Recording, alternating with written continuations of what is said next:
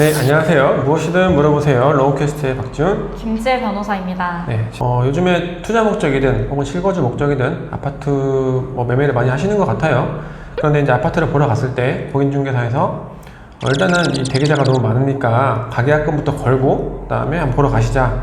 가계약금 나중에 돌려드린다. 이렇게 해놓고 나중에 안 돌려주는 경우가 좀 있나 봐요. 네, 심심치 않게 이제 그런 일들이 있고 보통 공인중개사들이 그런 식으로 얘기를 하거든요. 근데 좀 잘 들어보면 나만 가계약금을 건 게 아니고 내가 가계약금을 걸더라도 바로 나하고 계약을 한다는 보증이 되는 거는 아니기 때문에 가계약금을 반드시 걸 필요가 없는데 왠지 그 말을 들으면 꼭 가계약금을 걸어야 할 것 같은 불안감이 생겨서 좀 많은 분들이 가계약금을 걸고 집을 보러 가시는 경우가 많은 것 같습니다. 네. 근데 이런 경우에도 계약을 나중에 체결을 하면 아무 문제가 안 되겠죠. 가계약금이 계약금에 포함되는 경우가 대부분이기 때문에.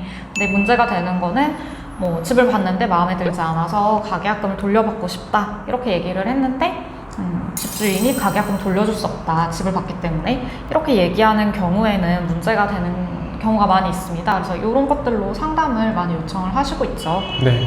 그러니까 보통 못 돌려준다는 근거가 민법 565조에 따라서 계약금 계약이 성립했으니까 계약금 포기하시든지 아니면 중도금 잔금 다 입금해라 이렇게 하는 경우가 대부분이죠.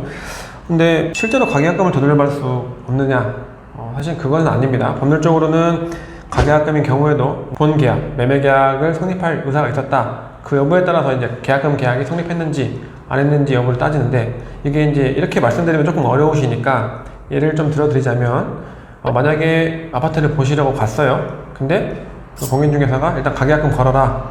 그리고 매매 계약금을 아파트를 보러 가셨습니다. 그래서 아파트 그 매물을 한 바퀴 쭉 도시고 문은 어떠한지 남향인지 북향인지 몇 동 몇 호인지 그리고 어디에 위치해 있는지 인근 역은 어디 있는지 이런 것들 한번 쭉 보신 다음에 근데 마음에 안 들어 그러니까 계약 포기하고 계약금 반환해라 했을 때는 이미 매매 계약이 성립할 여지가 있기 때문에 계약금의 반환은 조금 어려운 상황이 됩니다. 네.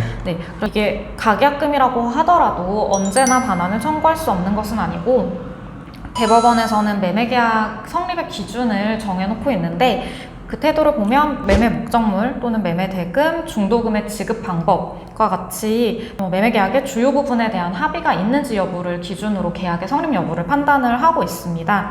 그래서 실제로 계약금을 넣었다고 하더라도 목적물을 특정해서 보지 않았다면 가계약금의 반환을 청구할 수 있는 여지가 충분히 있습니다. 네, 좀 쉽게 설명을 드리자면은 아파트 보러 가기 전에 그냥 나 안 할래요 하고 계약금 돌려주세요 하면 돌려줍니다. 그럼 돌려주지 않는다고 하면은 법적으로 충분히 다툴 수 있는 거기 때문에 문제가 안 됩니다. 그러면은 이런 문제들이 발생하기 전에 혹시 사전에 좀 예방할 수 있는 방법은 없느냐 이렇게 물어보시는 분들이 꽤 계신데 당연히 있습니다. 매매 계약 하시기 전에 즉 아파트를 보러 가시기 전에 합의서를 쓰는 겁니다. 이 가계약금을 지급하는데 나중에 마음에 안 들면 돌려받기로 한다 합의서를 쓰시거나 혹은 그런 내용의 대화를 하시면서 공인중개사가 그래 돌려주겠다 라고 하는 내용을 녹음하시는 경우에는 돌려받을 수 있습니다.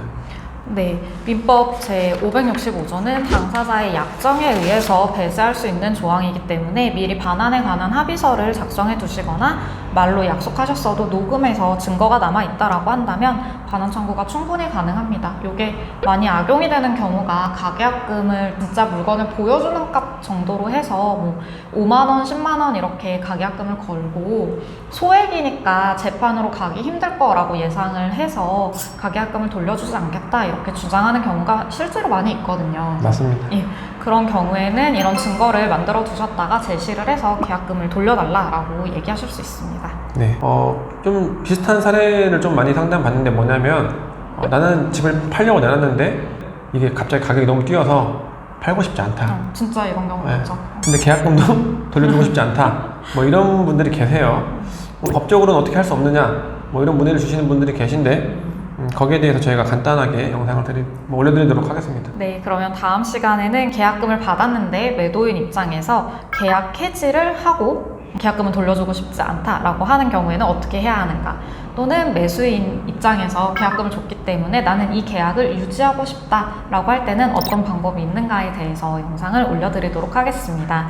그럼 구독과 좋아요 부탁드리고 다음 시간에 만나요. 네, 로우캐스트의 박지훈, 김지혜 변호사의 찬반 찬반상담. 상담.